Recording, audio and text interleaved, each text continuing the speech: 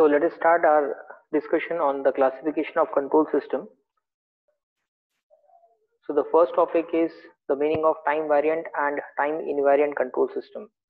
So from the name itself, it is very clear that this type of control system are a type where the parameter of control system are going to vary or they are not going to vary with respect to time.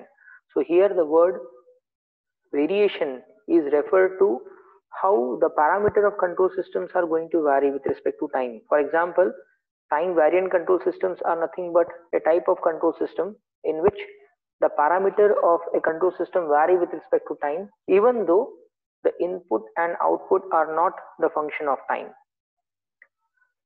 That is the reason I have written here the definition of time variant control system. So it is a type of a control system in which the parameter of systems are going to change with respect to time, even though its corresponding input and output are not the function of time.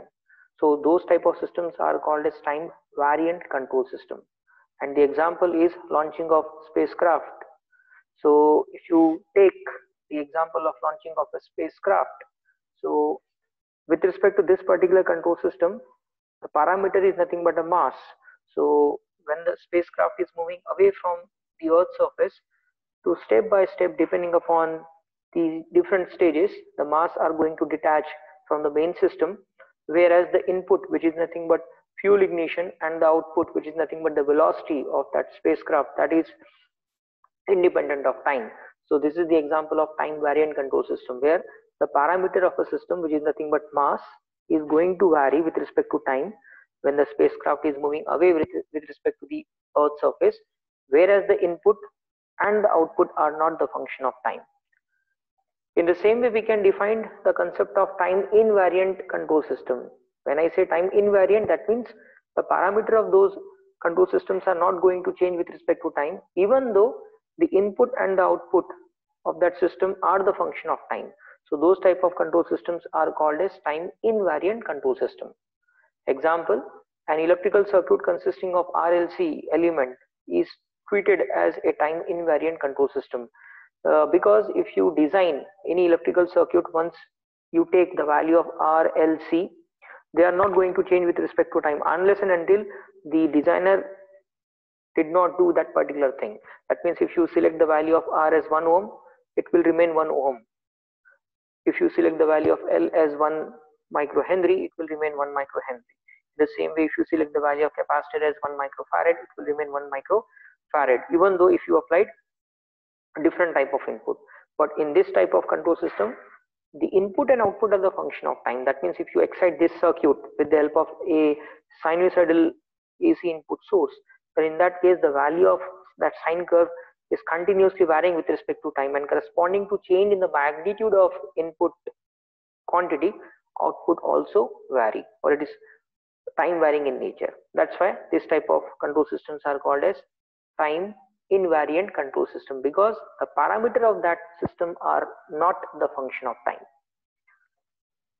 So let us consider the another aspect to understand this philosophy, that is the concept of time variant and time invariant control system. As I told you that in case of time variant system, parameters are the function of time, whereas input and output are not the function of time.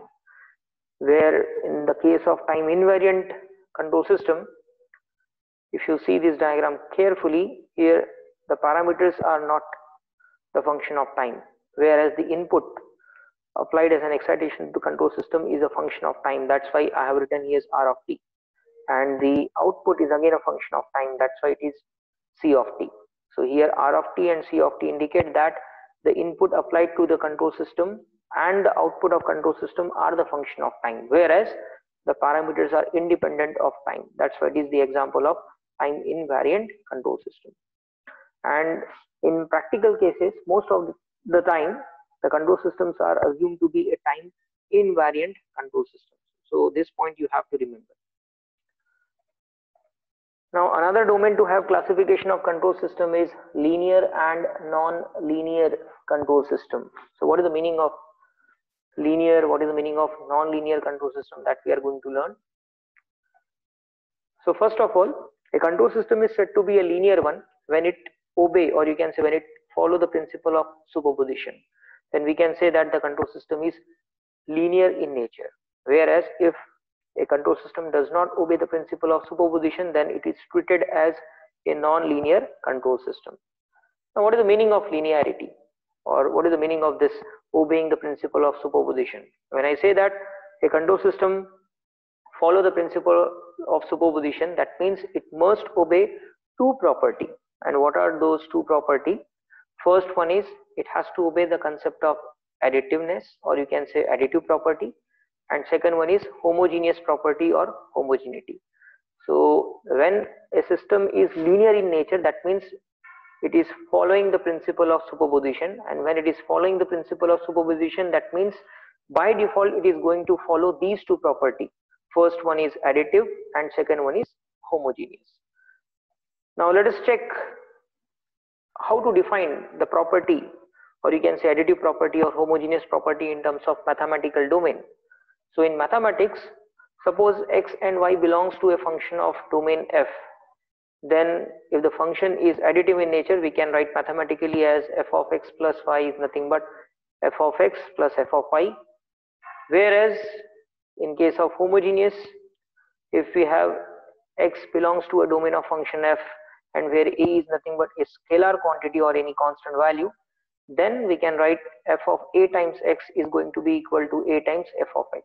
So if a function obeys this mathematical rule, then we can say that the function is additive in nature, and if it satisfies this mathematical equation, we can say that it is homogeneous in nature. And when the function follow both the mathematical equations simultaneously, we can say that it is following the principle of superposition. That means the function is linear in nature. Now let us discuss this aspect in physical domain. What is the meaning of that additive property? So let us consider that we are having a control system, and to this control system we applied some reference input, say R1 of t, and corresponding to this reference input, the control system is going to generate some controlled output, that is nothing but C1 of t. Now let us consider another case in which we are not going to change the control system. That means the control system will remain as it is. Here previously we are having this one, the same control system is indicated over here. Now the thing is that we have changed the reference input signal. Previously we applied R1 of t, now we are applying R2 of t. Corresponding to this input excitation, this control system is going to generate some output which is nothing but C2 of t. Now in the third case, what we are going to do, we are going to add these two input quantity individually and try to find out what will be the output, or you can say what will be the response generated by the same control system in that case. So let us consider that case number 3, where we add the individual input and applied as a collective excitation to this control system, and trying to find out what will be the response of the control system in this case. Now if you see from this diagram, the response is C1 of t plus C2 of t. That means it is the summation of individual responses generated by this control system when it is excited by the individual input excitation alone. Hence we can say that this control system is going to follow additive property.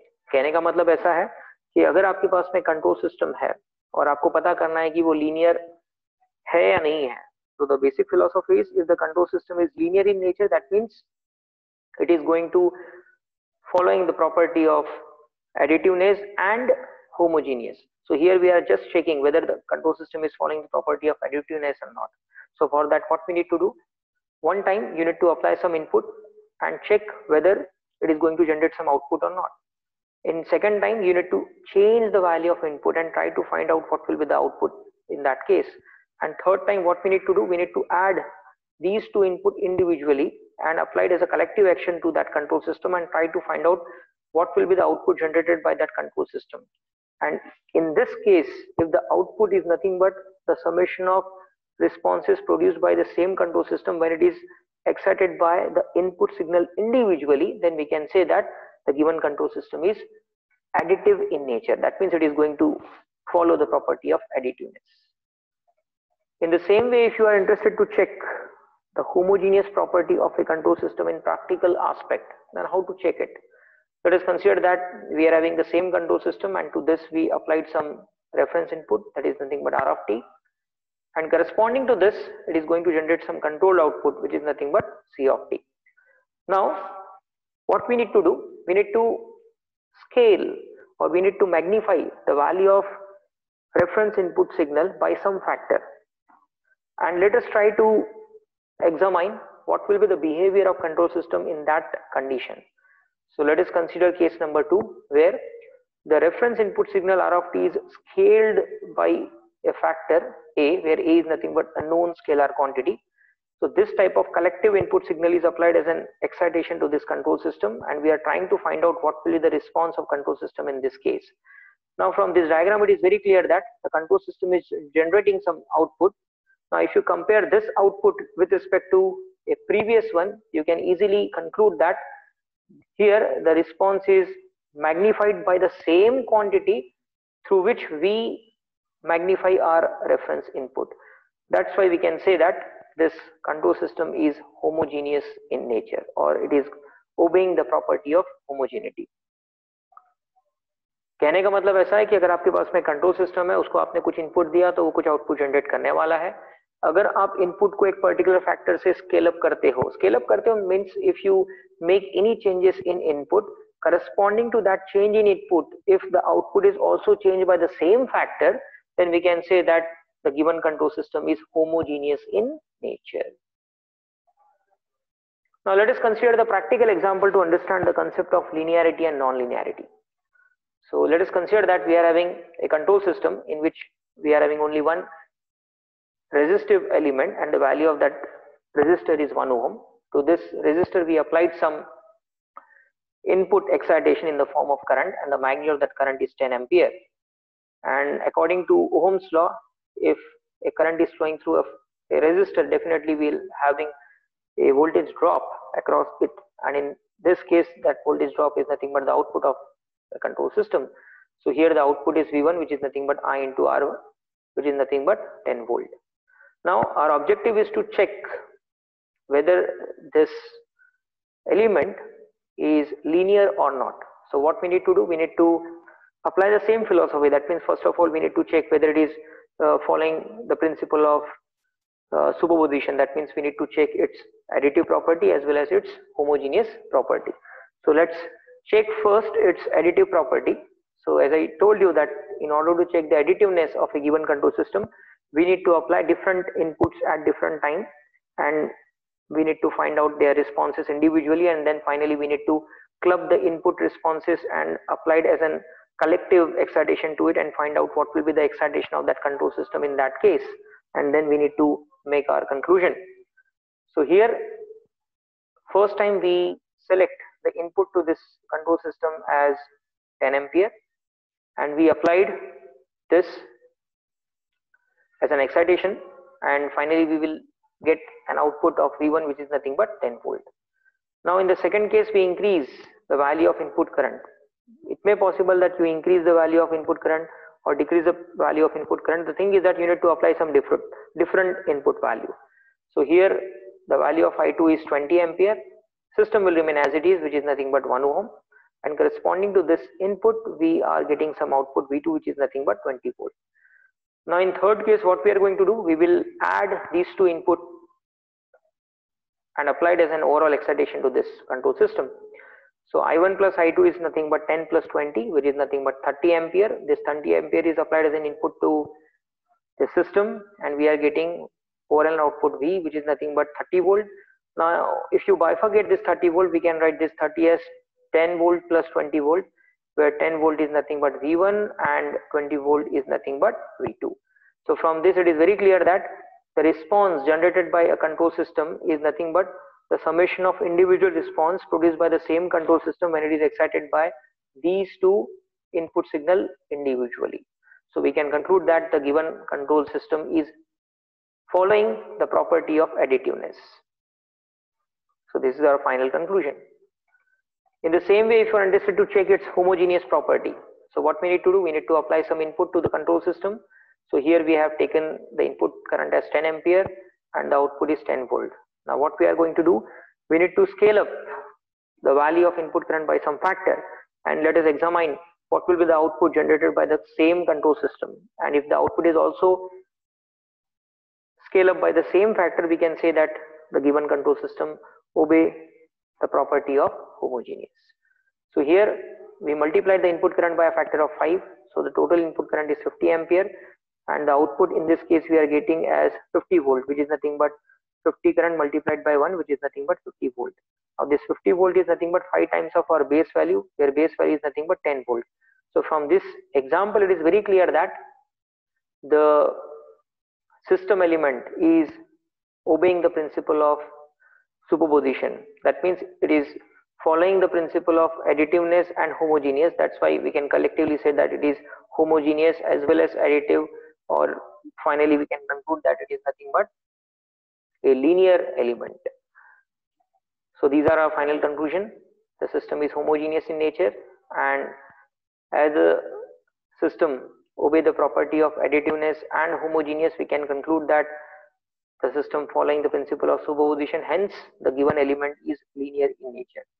And if the element is linear in nature, so if you design control system by taking this element, whether they are connected in series, parallel, star, delta, irrespective of their physical connections, the overall system will remain linear, or you can say that the system is linearity or linear in nature.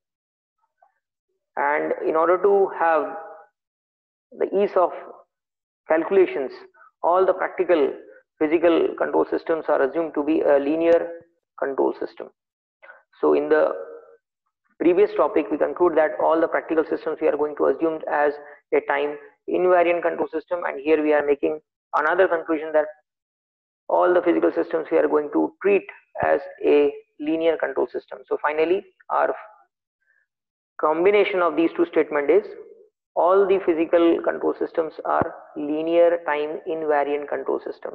कहने का मतलब ऐसा है कि जितने भी physical systems हम लोग लेंगे for analysis purpose, by default we are assuming that all the control systems are linear time invariant, LTI, linear time invariant control system. So in the next lecture we are going to discuss the another and the most important domain to have classification of control system, which is nothing but open loop and closed loop control system. Thank you.